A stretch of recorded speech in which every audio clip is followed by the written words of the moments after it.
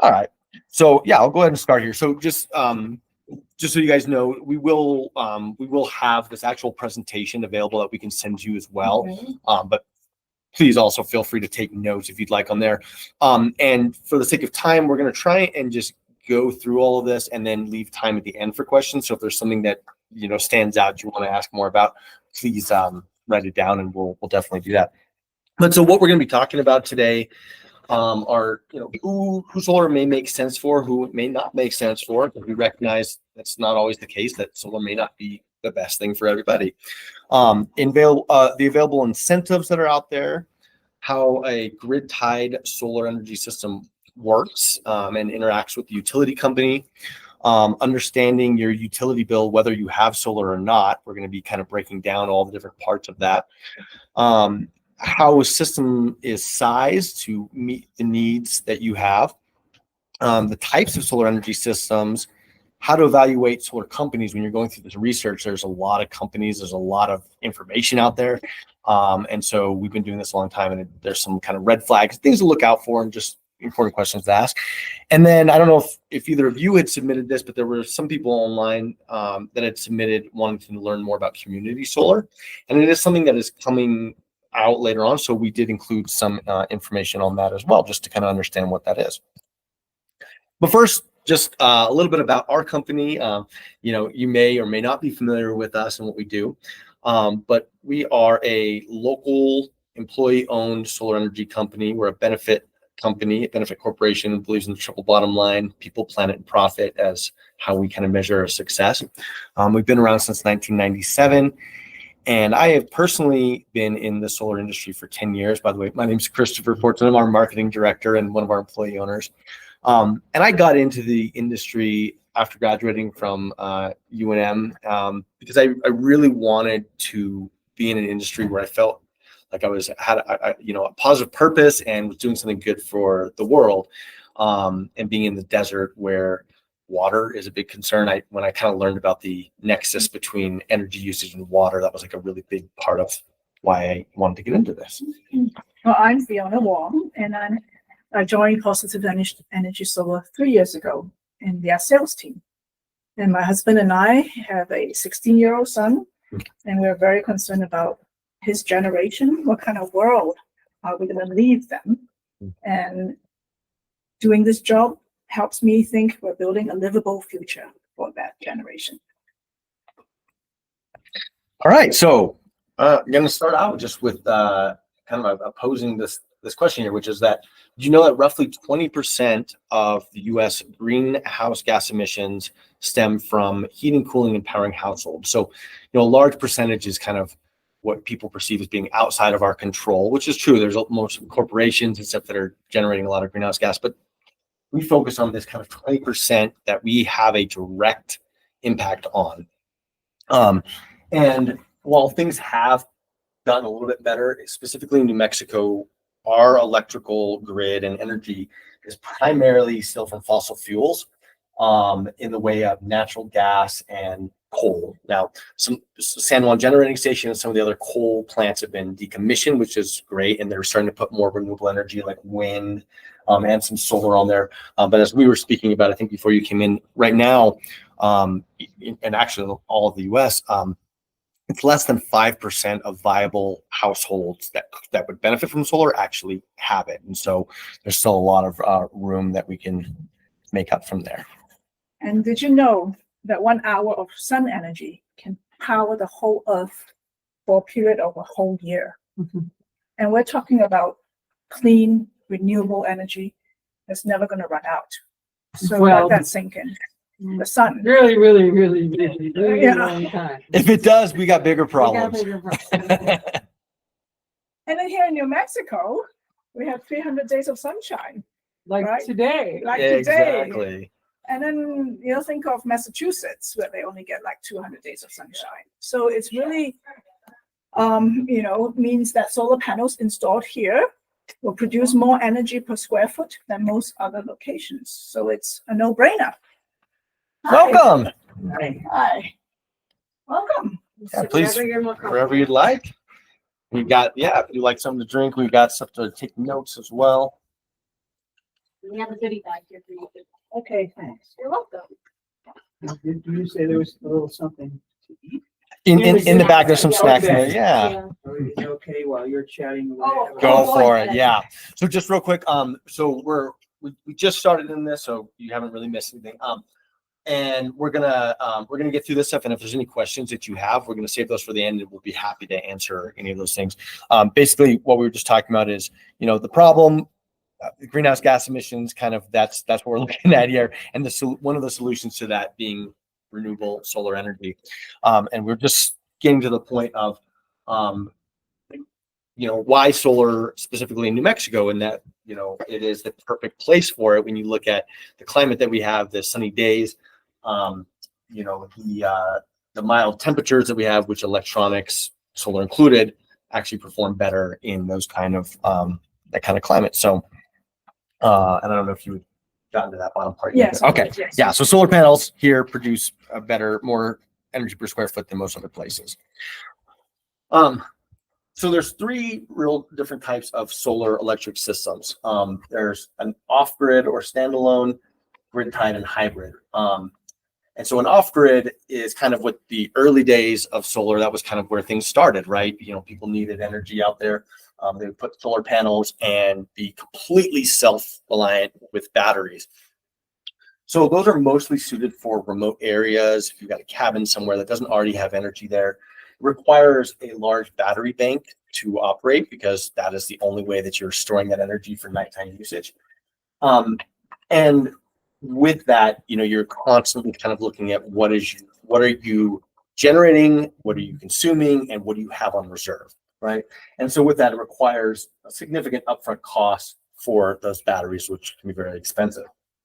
What we are mostly going to be talking about today is what we do, which is grid-tied and a hybrid system.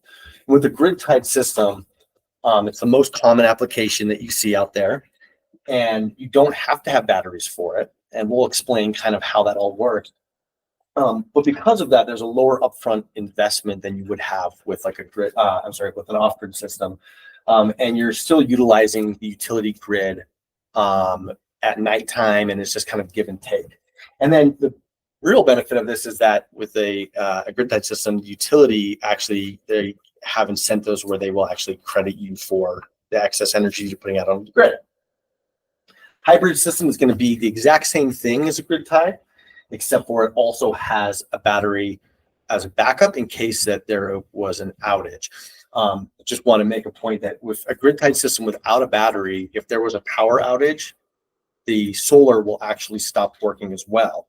And that is because it otherwise would be backfeeding onto the power lines. And when the utility is trying to fix those things, it can be a dangerous situation. So it is required, it's a electrical code that it needs to shut off. So those are the three types. And grid tied, as I mentioned, is primarily what we're going to be talking about, with a little bit of information on hybrid. So what's motivating for you to consider going solar? So, Yeah, does anyone want to share? So it is open to questions? Yeah, this part is, yeah. Just environmental concerns, I guess, mostly. Wonderful. Anyone And else then want to you're share? planning to get an EV, Maybe at Perhaps. some, yeah, I'm thinking about it, yeah. right? Okay. Anyone else want to share? What is your kind of reasoning for considering solar? Started when I was in college. Long time ago, we Yeah. built a solar house, a solar building using milk jugs filled with water. Nice. Wow. With passive solar. Yeah. My sister's place is passive solar, and now she's getting that. So I've retired, and I'm just kind of looking around to see where I might usefully invest my own energy. Yeah. Or And you're here in Good. Albuquerque? Mhm. Very Nice. good. and I'm here because I wanted to kind of get introduced to your company. I've sort of known about it Yeah. for a while. Thank you. And I know where I live in Santa Fe, Oh, and so I've seen the evolution of you it. drove all the way down here for I this? had some. I have a buddy that we do woodworking. Oh, Oh, okay. wonderful, Yeah. wonderful. I'm familiar with the basic technology. I actually have solar on a house in Connecticut, and also an office and a house in Santa Fe, but they're not grid tied. Those are off-grid ones? Yeah, Yeah. because I also have a company called E-Tree Solar, which focuses on solar in very remote locations where there's no hope. Yeah.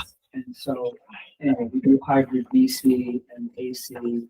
Yeah. And now with lithium batteries, Mhm. cheap, and solar panels, getting it's dirt cheap. Yeah. So They pay a really, lot of them. Yeah. Exactly.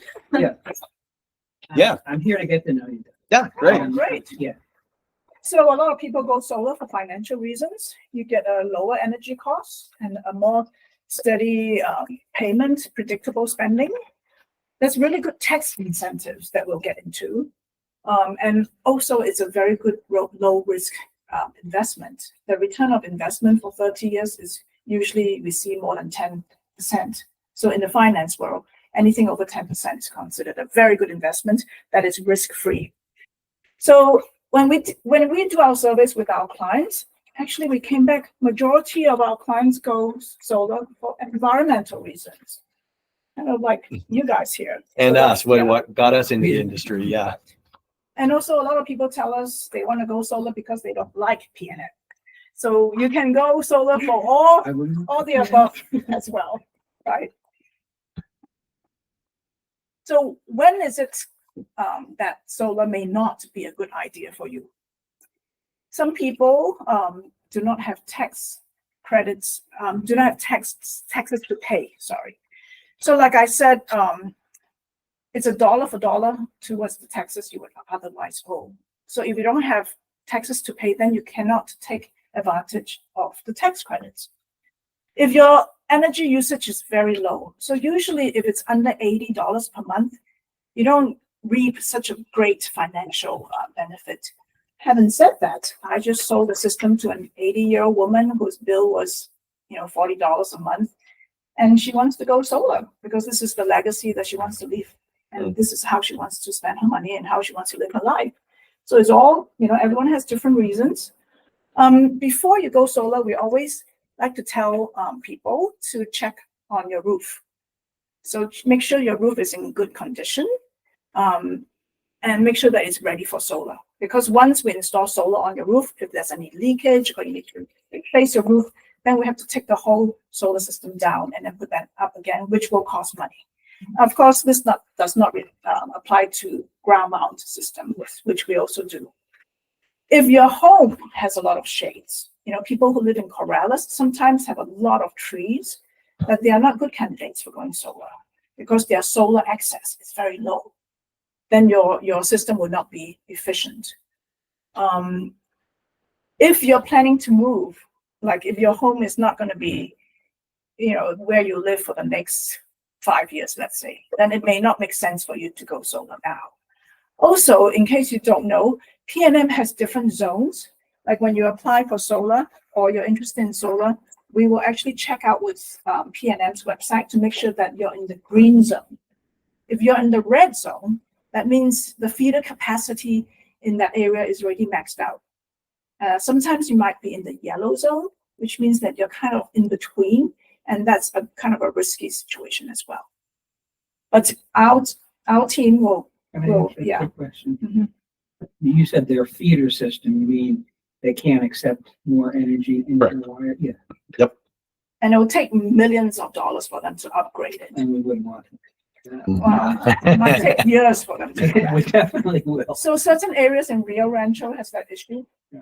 But majority of this area here is good. It only happens, sometimes. So when I talked about the tax incentive, with the passing of the Inflation Reduction Act that was passed 2 years ago, you get 30% tax credit from the federal side, and then 10% state tax credit. So you actually get 40% of tax credit if you can take advantage of it.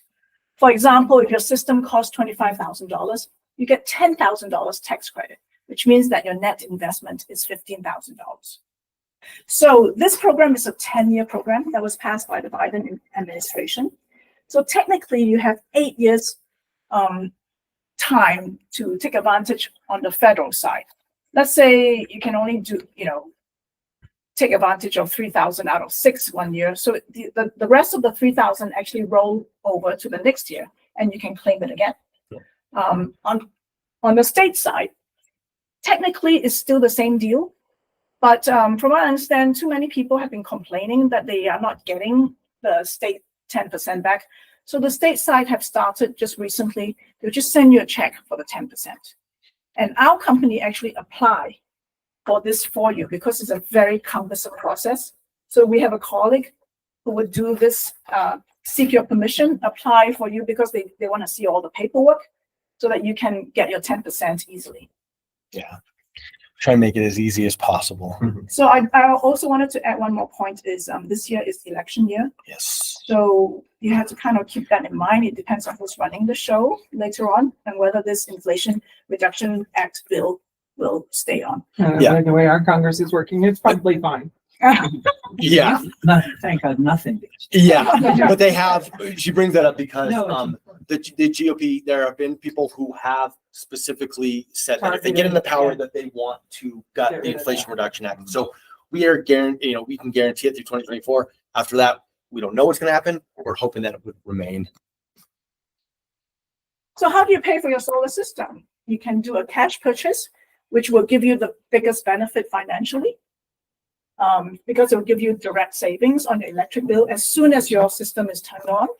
We work with Newsender and HomeWise for a solar loan, and we will help you apply for it. With a solar loan, there is no money upfront, so you can start a project without any money down. Leasing is something I'm going to let Watson talk about. So there's another model, which is leasing, and typically, I'll start by saying Positive Energy, we do not offer leasing because we don't think that it's the right option for clients. And that's because what it does is essentially you don't own it.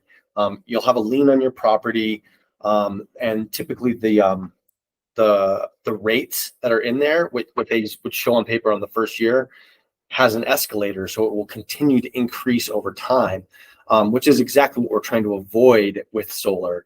And so an option of either owning it outright from cash or owning it from the loan is what we do. But a lot of companies that come and knock on your door may offer a lease. So it is another option. It's just not something that we recommend. All right. So some information about just kind of the basics of what is a solar panel. Besides the fact that I've been doing this, as I mentioned, for about 10 years, and it still feels like magic to me when I put a solar panel out there. But it's based from silica sand, which one of the most abundant resources that we have here, right? And same technology that is used in semiconductors and electronics and computers and phones. And melted it down, and it's formed into these ingots. They make these ingots into wafers, which then they put together with the conductor, and you get a solar cell. Enough of these solar cells, as you can see on the table here, and then you form a solar panel. And so then, some of the questions we get sometimes are, well, what about recycling of this kind of stuff?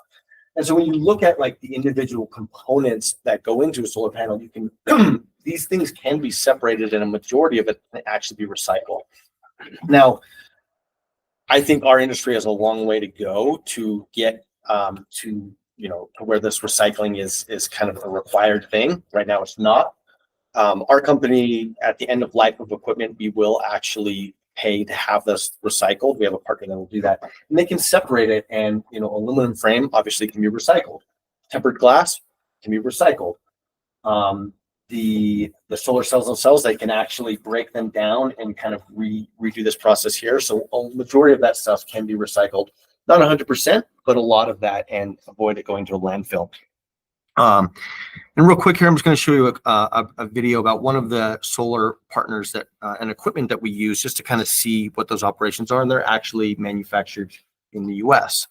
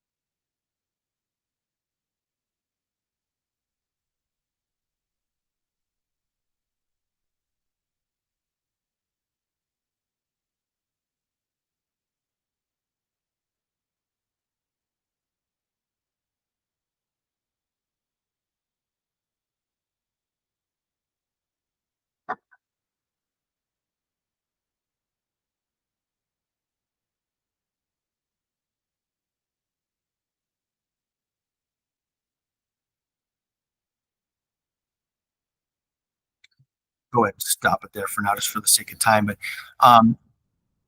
so as you can see, for us, solar is about creating these jobs, making the world a better place, and now having manufacturing even in the U.S. And so the supply chain of that, we're also able to ensure that the equipment that we are offering is going to be ethically sourced and not using slave labor and other things like that.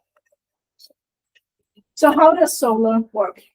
So but I'm for the rest, listening. I don't- for the rest of the people here, when the solar panels absorb the micro energy from the sun, which is photons, it's actually in direct current. So your solar system will come with a inverter that will convert it to alternate current, AC, because most of the appliances in your home uses AC to operate. So the inverter sometimes sit out here and sometimes sit in there. So the energy that is first produced by solar will be used up in your house first. And then any excess will be sent to your grid. And we're going to talk about the credit that PNM gives you for any excess energy that your solar system will produce. We also do battery backup systems. Currently, we're selling the Tesla Powerwall and also the Enphase IQ 5P. So when was the last time you looked at your PNM bill? Mine was only $20. So. Oh, that's good. So you never hit here. tier three. Yeah. So just to let you know how PNM charges you, they actually have 3 blocks. So the first block of the 450 kilowatts hour energy is at the lowest rate, like 7 cents. Then the next block, block 2, for the 450 goes up. And then block 3 is where they get you. So people with a swimming pool, or they really use their AC a lot in the summertime, that's how they, you pay that $300 summer bill.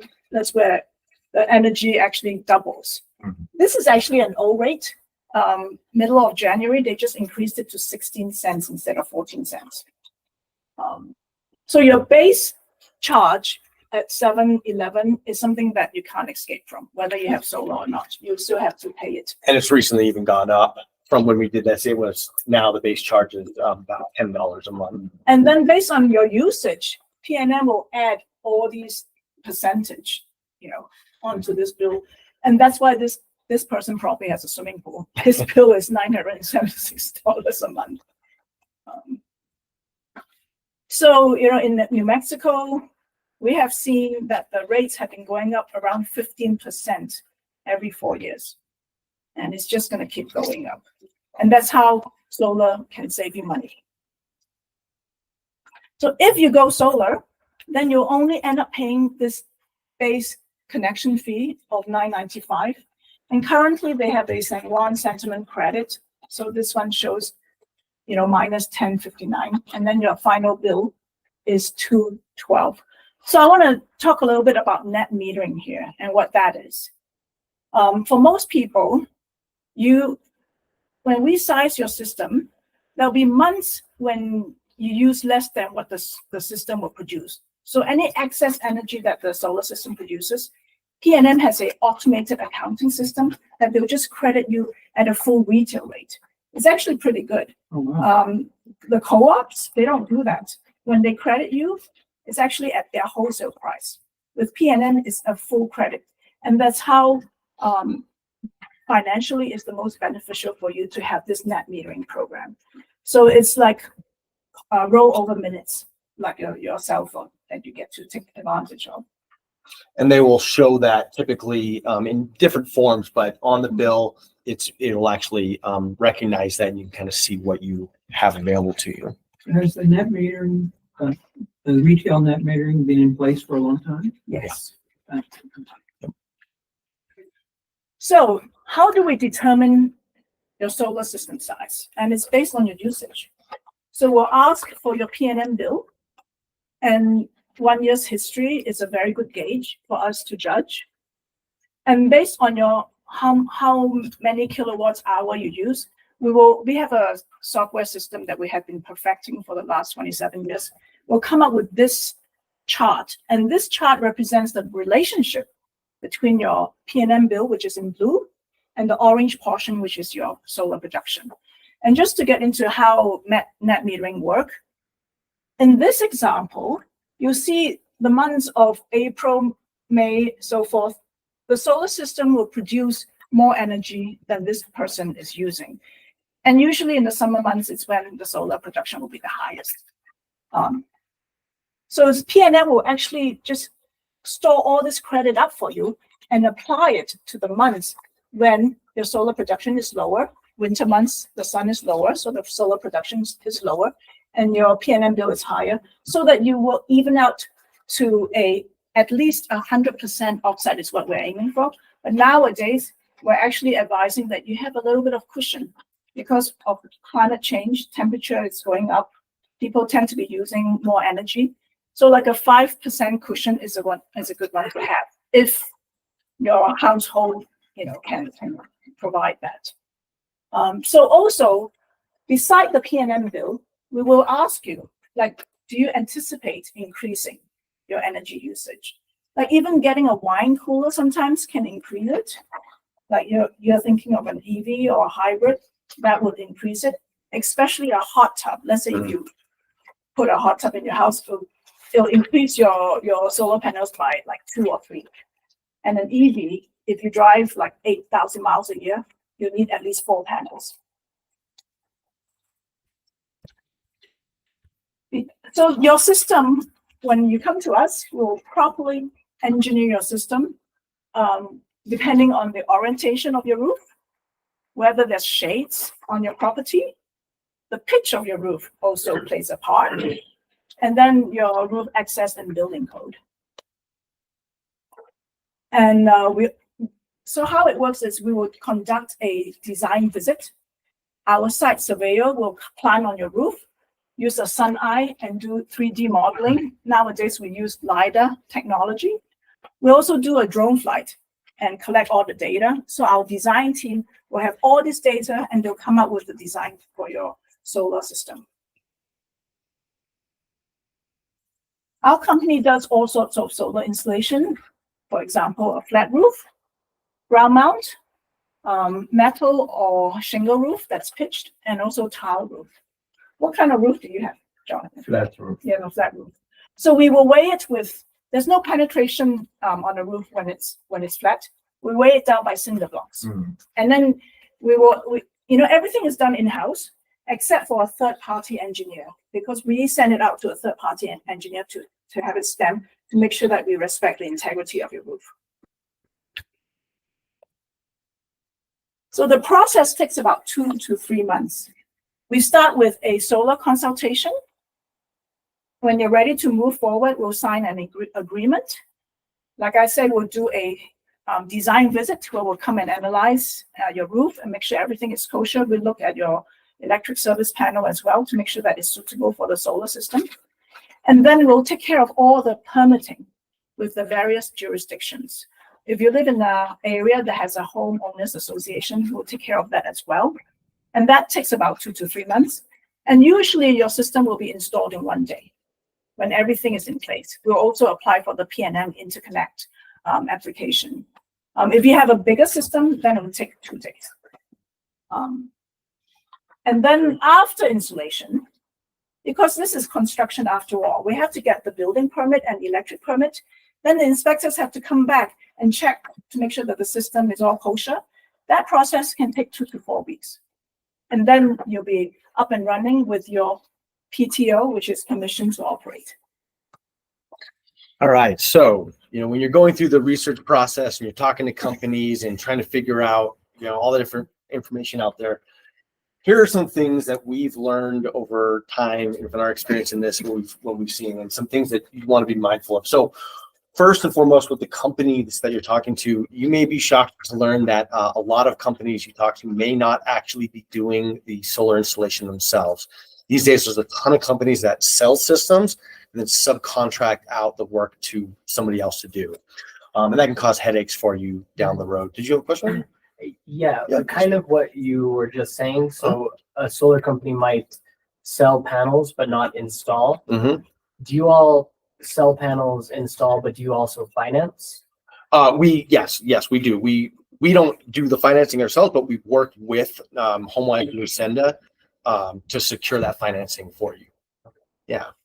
But it's our belief that the best model is one where you are working with a vertically integrated company. And that's just because if the problems come up down the road, you can come directly to us, as opposed to when there's a sales organization who subbed it out, then they're pointing fingers about who's going to come out and fix it, if they even have people out that can fix it for you. So it's a really important thing.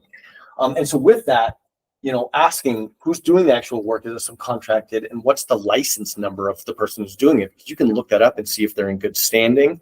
And it is crucial that people doing the work are licensed contractors. Can you check on other jobs they've done if you have that number? Which usually the contractor's number, you can see what other jobs they've done. Not necessarily the other jobs they've done, but you can see like through the construction industry division, CID, you can see if they've got any reports or bad things about them. And then another thing is important is to ask them, like, how long have they been installing solar, but specifically in the state and in your area? Because a company that's from another state that's been doing it for a long time may not understand all the rules and regulations and things here, which can cause issues for you when it comes to the permitting process. They may not get approval to operate, and that can just mean it's just delayed and drags on, and nobody wants that. You're excited about going solar, you want it to work. Another important one is, how are they ensuring that they're going to be around the longevity of the company? You've got a long warranty on this. You want to make sure they're going to be sticking around. And then just general rule here, definitely check reviews online. But what we've seen is there's a lot of companies that also kind of get their friends and family to do reviews and stuff. So I don't ever recommend just looking at the star rating, but actually digging in and looking at the low ratings, the high ratings, middle, and just look for inconsistencies in issues that people may be saying. Specific to the warranty, there's a lot of different warranties for solar on the equipment. The solar panels themselves are going to have a degradation warranty. You're going to have a product warranty. And so just to really understand and ask what is covered specifically and how long is it and by whom. And then probably one of the most important things is, how does the company handle service requests, and do they have a service department to meet those needs? I mentioned a lot of companies sell and then don't actually have an install. Well, a lot of install companies, the money that they see to be made is in the selling and installing, but not in the maintenance. So we're one of the few solar companies that I know of that actually even has a dedicated service department. And so you want to just understand that if something were to come up down the road, even though solar is a relatively maintenance free, there are things that are going to come up. And how quickly can they get out there, and what is that process to be able to get you back up and running so that you don't have a down system. And then with regards to the equipment, and the proposal is going to have, as we showed, it's going to have information about like what their projections for their energy output is. Well, there is you really have to be precise in that, because there's a lot of factors that they may have gotten wrong if they're not factoring in enough of the shading of trees that may be there, or the orientation. We've seen ones where they had panels on an east or west facing area, but they were projecting it as if it was on a southern facing. So asking them, how did they model it, and what are the numbers they came up with, and just show the math. It's completely acceptable to ask somebody to basically show you how they got those numbers from it. And so then also with that, all solar panels will degrade a little bit over time. Now, the equipment varies a lot in that, and that's the degradation warranty that I mentioned. So how much power it can produce today, but also in 25 years, which is typically what that warranty period is, to understand the panels that we install are typically going to be, I believe it's 92% by year 25. Some other equipment out there is only going to be at 80% of their original rating. So there's a pretty big difference in the equipment. And so just knowing what that means for you is going to be really important to ensure the success. And then last one that I think is also really important here is to ask them what additional costs may be involved that they didn't account for. As Fiona mentioned, that when we come out there, we're going to be looking at your service panel, making sure you don't need an upgrade for that. But not every company is going to be as thorough in that, and you don't want to have these unforeseen costs, change orders, and things like that. So these are just some of the basic things, but just you really want to vet the company specifically that you're going to be working with very thoroughly and feel confident in what they're telling you. And then if you do that, then you'll be in good shape. So, what happens if you sell your home? It was one of the questions. I don't know if there was anyone that was in here, but someone had asked online, well, I don't know if I'm going to be in my home all that long. Well, so there's been a couple different studies, one of them from Zillow and one of them from Sandia Labs. And what they found was that homes that have solar not only sell faster, but they also were typically selling for 4.1% more. Now, it's not a guarantee, right? We can't guarantee that your home's going to sell for more, but if it's positioned in somebody buying a home and recognizing that this is a monthly cost they are not going to necessarily have to worry about, it can be very appealing, especially for my generation who are buying homes, who are really looking at those monthly costs and wanting a sustainable home. But again, as we mentioned earlier on, of the different types of systems out there, if you own the system, it's seen as an asset. If it is leased, then you're looking at a liability. Yes. I had a question, and I think he had one. Yeah. So I've heard that if person A sells a home and then person B buys it, the net metering starts at 0 again. The person B does not receive that net metering, and everything that person A had accumulated goes away. That is correct. Net metering is specific to the agreement signed between the homeowner and there. It's not for the property. There's some nuances here, like when you do sell your home, you can cash out for what you had banked at the avoided rate, which is like pennies. So it's not much, but that's also the reason why getting the system size is really important, because you don't want to oversize it by too much, because having too much of a rollover net metering credit is not advantageous to you either, especially if you move. So, but great question. Yeah, that was my question. Okay. Yeah. So I'm there's trying to be very good here because I have many questions, but okay. Yeah. Well, we are Yeah. almost done, and good then and disciplined. so I don't know. Was there anyone in here that was specifically had entered had the question of the community solar online? I didn't. You did? Okay. Yeah, and it wasn't mentioned in your, and I just wonder if you do that. Gotcha. So I'll breeze through this stuff, but I do still want to touch on it. So community solar is something that is there's got a lot of press about it. We are actively working with some organizations to implement community solar because we do see a place for it. The basics of what community solar is, as opposed to rooftop solar, which what we were talking about, is that they can install large utility scale solar fields in the middle of New Mexico, wherever, doesn't matter where it is. And then as a homeowner or even a renter, which we'll talk about in a second, you can actually subscribe to this and subscribe to a percentage of the energy that it produces and have that reflected on your utility bill as if you had solar on your home to a certain extent there.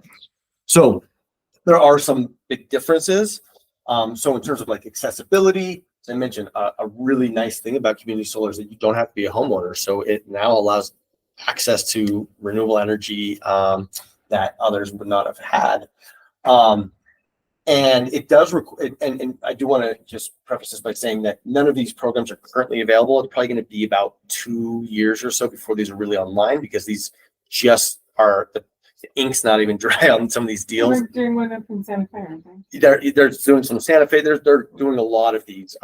Happened last month or something. Yeah, they just got it approved, and then utilities were kind of fighting it. The Supreme Court held it up and said, nope, we are moving forward with this. But you can imagine these large utility scale kind of solar fields, they take a year or two to really You built to build, right? And then to get the subscribers for this. And so the They're idea, basically a competition to PNC. the PNM, yeah, And that's got to be something that's supported legally. And- right, which we did get passed, and the New Mexico Supreme Court held that up. The difference here, what we've seen in other states, is typically with community solar, you can expect about like a 30% savings on your energy bill. Okay. But sometimes those rates do, depending on the term, some of those rates can also have escalators, kind of like the leases.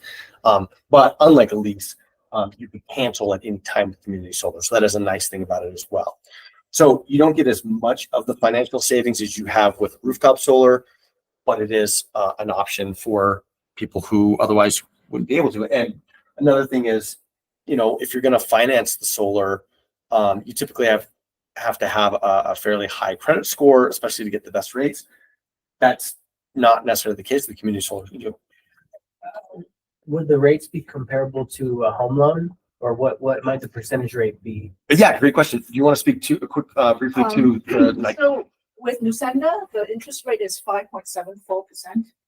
And it's a 15-year signature loan, Yep. which means that they don't put a lien on your home.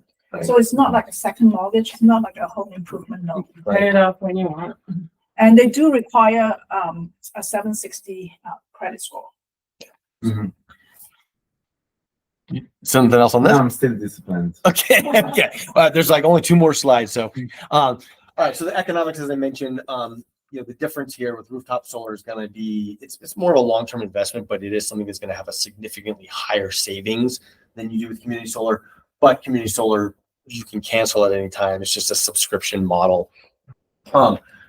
If you do not have access to those tax credits, right? If you don't have the taxable liability, that may be a good option for you. Whereas previously, some people would have said, oh, we'll go for a lease because then it doesn't matter. Again, I don't like the lease because those lock you into these long terms, lien on your property and things. So community solar can be a great option for those who don't have the tax benefit that take advantage of that. And then the environmental impacts. If you're going to put large solar fields somewhere, it's going to have some impact, right? And so with community solar, it does impact the local lands. Now, you hope that they've gone through and are doing it as sustainable minded as possible, but it does use up some land there. Where the rooftop solar or solar carports, like we do a lot of, it's utilizing land that's already being used for something else there. But regardless of what rooftop or community solar, we're putting more renewable energy onto the grid, and people getting as much access as possible. Quick question. Yeah. I don't know about in New Mexico, but all around the world, there are agrivoltaic Yeah. systems that really would link into community solar. Is that happening here? No, for most of the community solar locations that we've seen, none of them have been on farm that would be considered agrivoltaics. So, but I would agree with you. I think that is a great use of space for that. And for us, we've done a lot of, as I mentioned, solar carport. So that's another great use because you've already got it in an area that's just, I know. yeah, So odd. yeah, It's like, you get in your car, oh, it's not 500 degrees in the car. exactly. Oh, and it's producing power too? Wow. Yeah.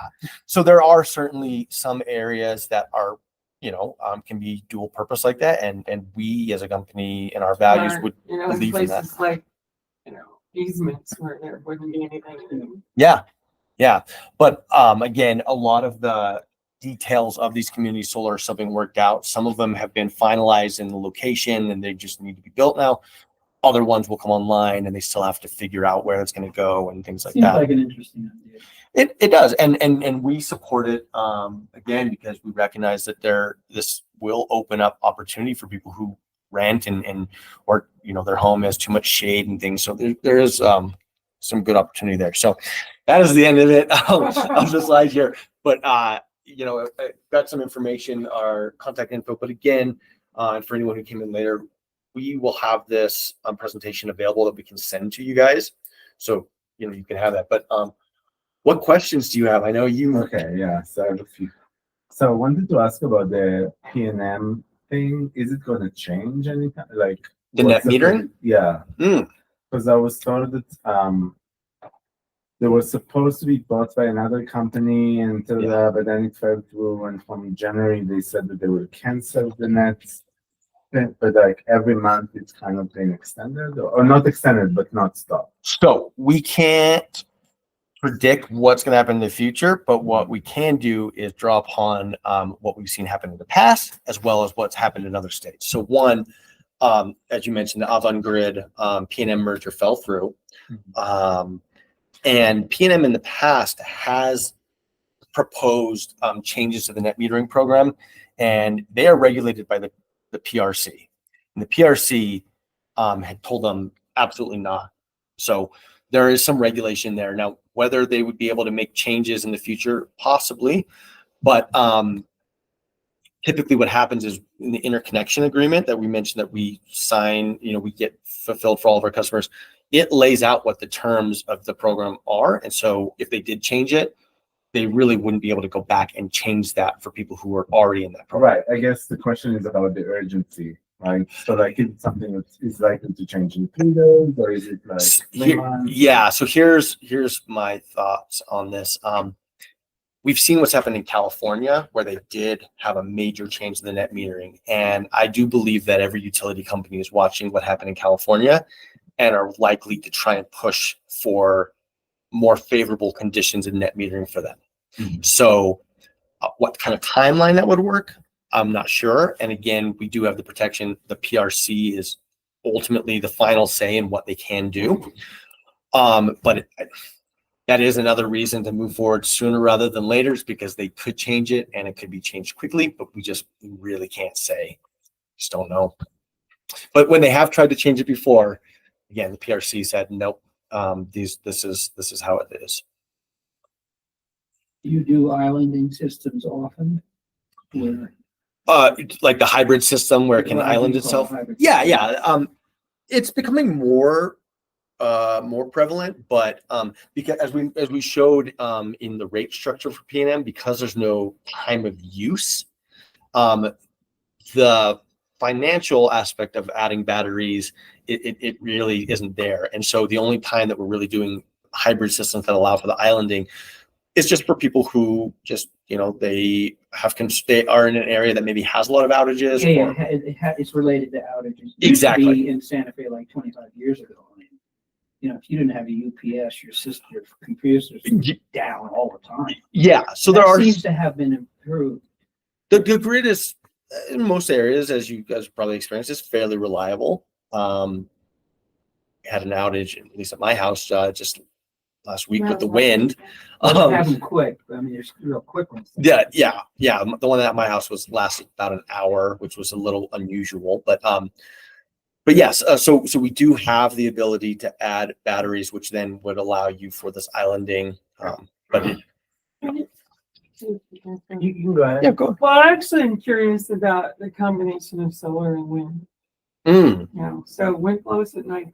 Yeah. Right? Yeah. So wind is a great utility scale resource, but I worked at a company before that did both solar and wind turbines, and I can tell you that wind turbines for residential is not very viable. Well, I guess the reason I'm asking is because we're seeing a lot of stuff out of Europe where they're doing small scale, like in the medians on highways, on top of bus stations and things like that. And so you're talking about something that's the size of you, right? Not something the vertical one the vertical ones or the tulips or whatever.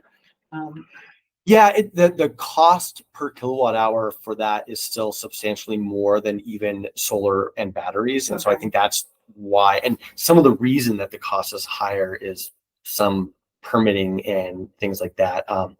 And actually to get it onto to be able to be interconnected with the grid, P&M has like 2 model, and this last time I looked into this was like 6 years ago, but they had only 2 models that were even allowed to interconnect, and they're very expensive.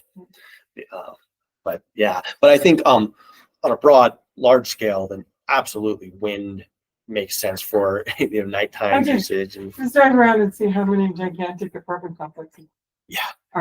I passed 4 of them this morning coming back from the coffee house, right? Yeah. And so none of them are doing solar, none of them are doing anything. A lot more.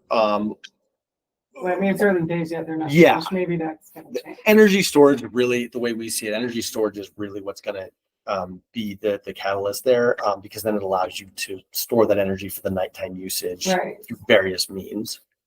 Yeah. So I have a few questions. Maybe I'll just shoot them out. So go about salvage value, you said that you have someone who buys the panels at the end of the useful life.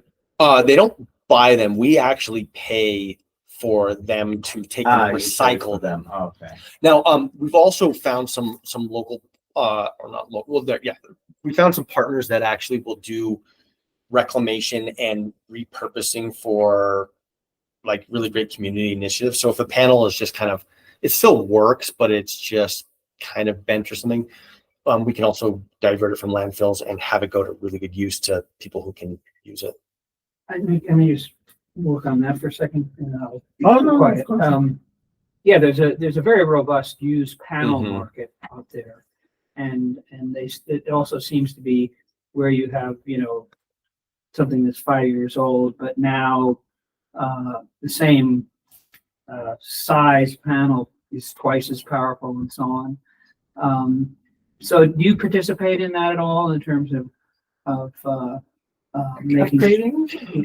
No, I mean, Upcycling? yeah, upcycling Yeah. of panels or I guess another way of asking it, do you have situations where you're disassembling systems that you put together to add more, watts per Gotcha. square meter, et cetera? Okay, so first, we don't typically recommend doing that. Like if we have to do an add-on or expansion of a system, typically we are then just with whatever they had before, we will add more panels that are the higher wattage today. It's not cost effective. It doesn't make sense to remove all the other ones just because there's a panel that has higher wattage now. But in instances where that is a requirement and that's the only way to make it work, then yes, we can take those and we can repurpose them and have them go to good use. But it's pretty rare that would ever happen. I guess other parts, in big commercial buildings and so on, sometimes you've already used up all the real estate and then you want to double. Yeah. The other question are Q cells what you use exclusively? Not exclusively. We use Q-Cell, and then REC is another brand that we use. And just really depends, on our clients, if they have a preference for US made, if they, there's the wattage classes and a slight price difference and things like that. So So you take input from your customers on that score. Sort of, yeah. I mean, we have options, most of the times the customers don't necessarily know what's going to be the best one. So our job is to find what's the best solution for you. Do you need to clean and wash them every? Great question. So, it sort of depends. So like on a flat roof, they are at about a 10-degree pitch, right? With the racking that we have at 10 degrees, when we do get a rain fall, they will typically kind of clean them off. Now, if you have trees around there that have a lot of sap, that kind of stuff, can play into it to where you may have to go up there and wash them off, but it's not typically the case. And then I've got a pitched asphalt shingle roof, which is at an even higher degree tilt, and the water, when it does rain again, will kind of wash those off. What we have found is that anything less than 10 degree, you start to really have the dust accumulate. So there's equipment out there, and we've seen some companies that will install it like a 5 degree, and that starts to really allow for dust to accumulate on there. But it's not really recommended or necessary for the most part to have to get up there and wash them down. And on this same topic, it is true that below a certain angle, Yeah. they don't self-wash. Yeah, exactly. But so what are the regulations in the city of Santa Fe?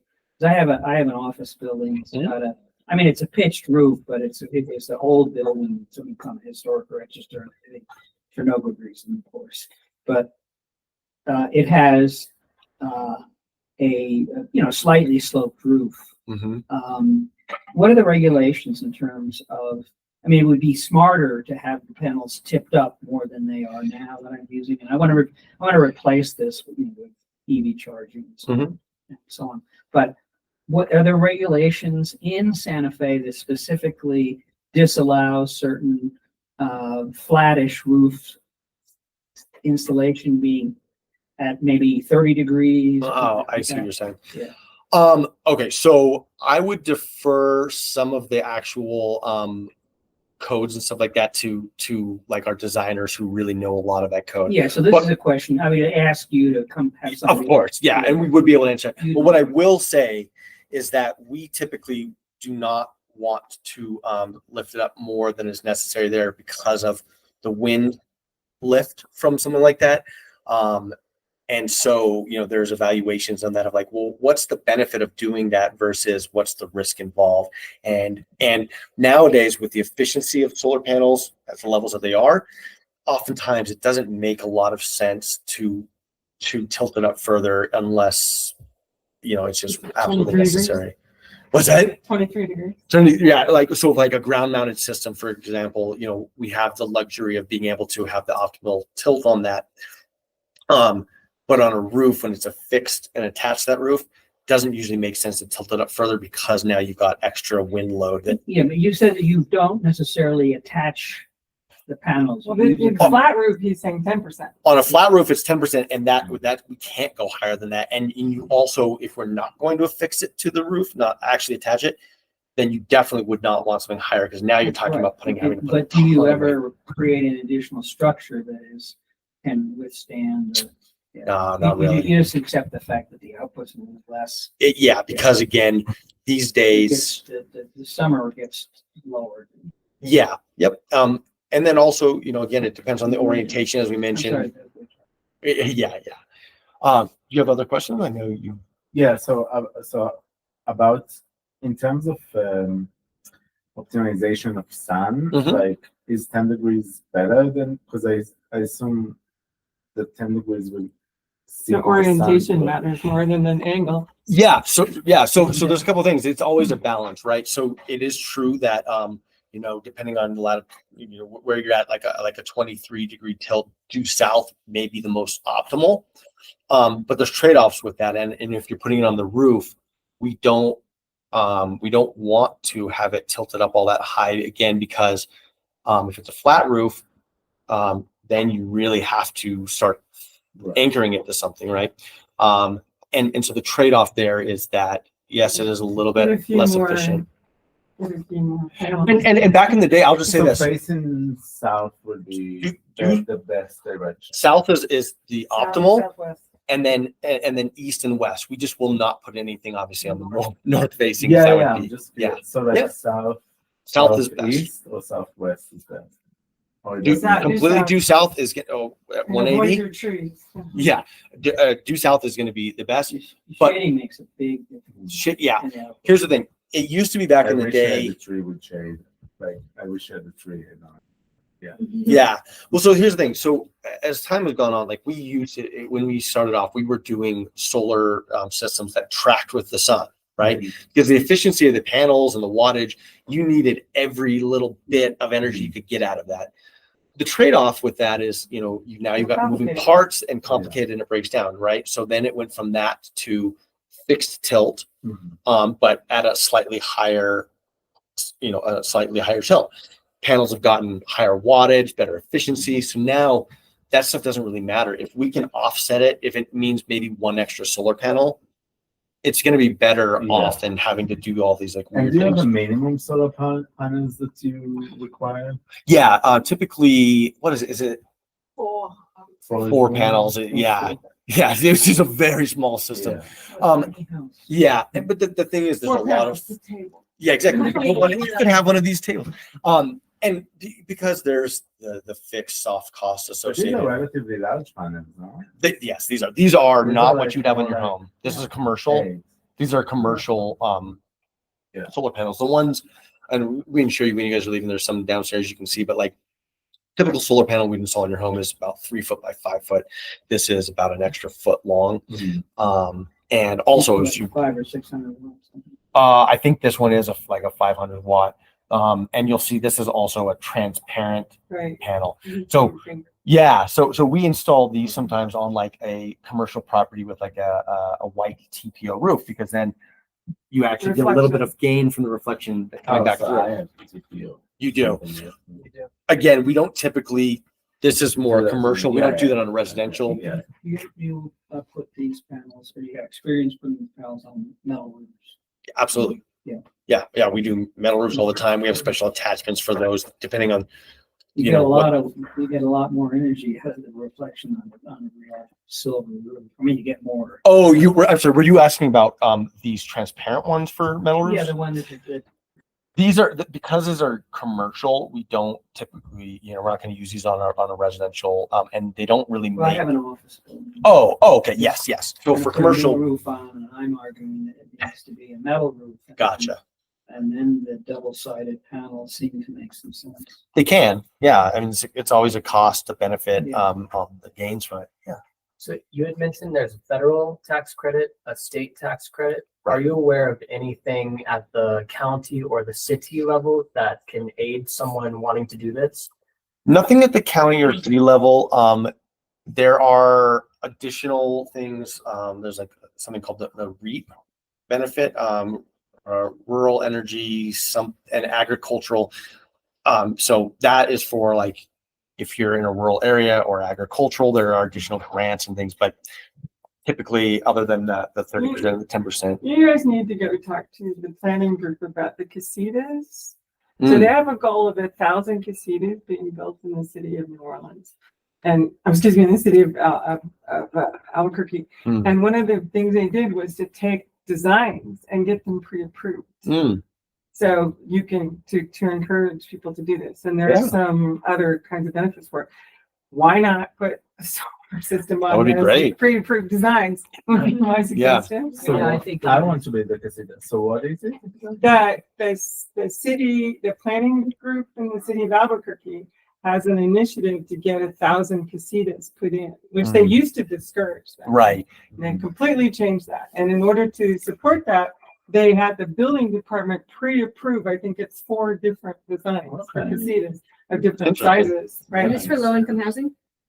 Just housing, period. Okay. Yeah. I think their goal is that it will allow There's more more density. supply and therefore, Yeah. So basically, if you get one of the 4, It's makes the process pre-approved much- much faster. that's, good. thank you for bringing that up. We I didn't know about. yeah, I we're gonna have a look into that. casita in my house. I love the casita. Yeah. Yeah, well, in fact, when I was moved here 2 years ago and I was looking at this and Did you the move people from do- New Orleans? no, my sister did, but Okay, I'm because from I'm Atlanta. from New Orleans. yeah.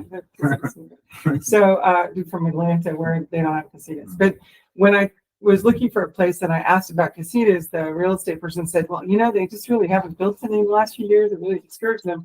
And now, trying to solve the housing problem. Yeah. They passed a law saying you don't have to have an oven. So now they can convert a motel into housing without having to put in an oven. Yeah. If I there's really think you should follow up with them about having a version that has. yeah, solar if there's panels. pre-approved ideas Yeah. or layouts, then Very that makes cool. sense. Yeah.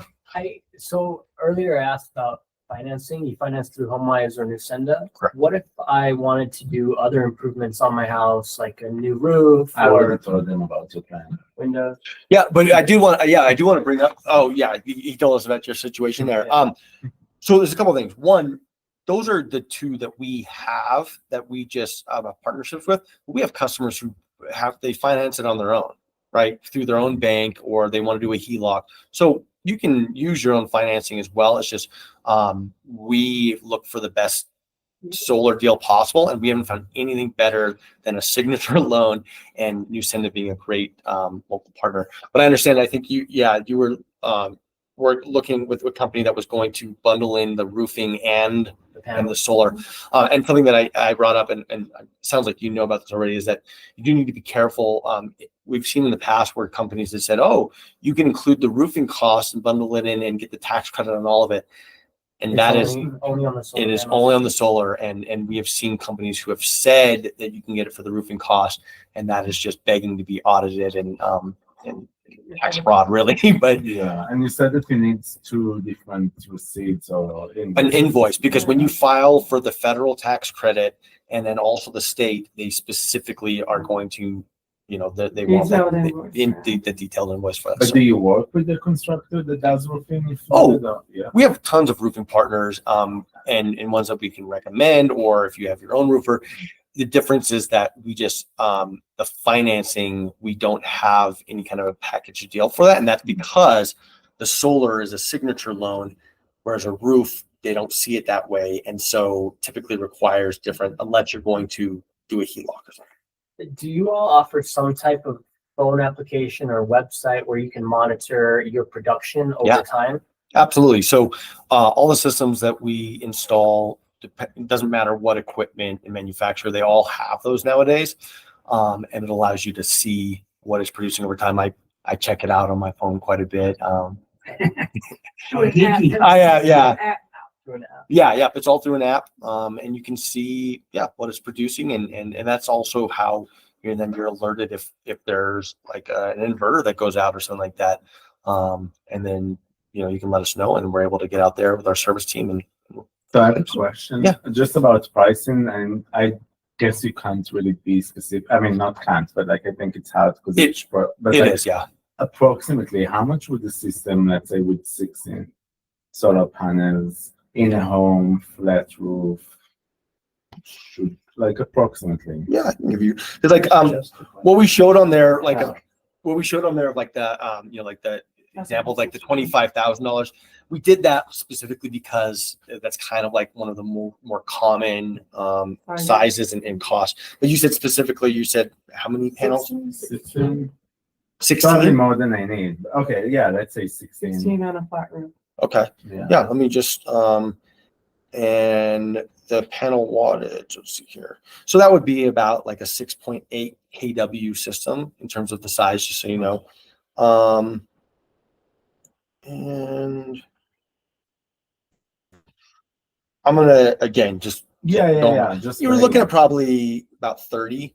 Okay. And that's again before the incentives that are there. Yeah. So it's about a bit less than $2,000 per panel for that side. Okay, yeah. Yeah. And again, some of it's going to be the complexity, right?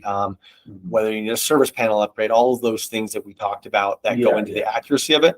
But it just kind of gives you an idea of what you'd be looking at. And who are the equipment manufacturers that you use or like best? For the inverters and so we mentioned already the equipment manufacturers for the solar panels. For the inverters, there's two options. We use either Enphase for micro inverters or Solar Edge for a string inverter with the optimizers on there. For the racking, it's almost entirely Unirac, which is actually a local company they manufacture here in Albuquerque, but they're used globally. You do 3-phase systems? Yeah, for commercial properties, if it's 3-phase, absolutely. Yeah. So I had a 60-foot tall tree fall on my house. Nice. In Atlanta. So in the middle of COVID, 18 months to get back in the house. But what makes me wonder, I mean, one of the appealing parts of Albuquerque is there are not any 60-foot tall trees to fall down. But the insurance aspect of it. Yeah. So you've just added $30,000 of value to your house. Your insurance needs to be able to deal with that, right? Yes. So we always recommend that you talk to your insurance provider. Every insurance company is different. Some of them will say, okay, we need to raise what the valuation is but some of them have it factored in, and so they don't really. Right. But it is definitely a good idea to let them know at least and find out. I And don't want to surprise when you have a 60. exactly. Yep. So what if I have a investment house and I want to? It's like depreciated, the value is like the house. Don't they depreciate the value of the house? No. Sorry, are you saying that's a commercial investment? If somebody's buying the house, No, if I have there's a personal house, no. not personal house, but I have another property that is rented out. Right. so? Let me tell you a couple different ways that we've worked with people who've done this. So one, if you have a home that you're renting out, okay, now the person who's renting it, essentially instead of paying the utility company for the energy that was on there. Just like what your mortgage, where they're basically paying up, they're now that's another cost that is just factored into there. In terms of when you do if you ever were going to sell that home, as we mentioned, potentially it can actually increase the value. There's nothing about it that would say that it would devalue it. Right. It's another asset. Yes, it would guess- depreciate just as any other asset. Okay, so I would get both tax benefits plus depreciation plus the interest. Oh, I understand. Yeah. So the there. interest on the finance. So the question is the credits applied to a commercial? Yeah, did you have Because it's something? a And then residential whether I house. can Well, depreciate. you have to live in that house 6 months out of a year. Okay. So you can't rent it out to a tenant who's there for the whole year, then you won't qualify for the tax credit. Which they Okay. need to change. Yeah. Sorry, they need to change. I think my question might be similar to that one, but I think you might have just answered it. If I, as an individual, I live in a house and I get solar panels and I get the tax credit, Mhm. and I own a rental that is owned by an LLC, can the LLC get the same federal state tax benefits? Yes, the tax credits are also applicable to corporation. Really? Yes. Yep. And then also That's something good. that recently came up in the Inflation Reduction Act, which probably doesn't apply to you guys, but previously, like nonprofits and those who did not have a taxable liability were ineligible for these, but they changed it so that now, if you are a nonprofit or don't have or non-taxable, it's actually a direct pass through of that 30%. So that's why a lot of churches now and nonprofits are actually integrating solar, because it opened it up for them to be able to do that.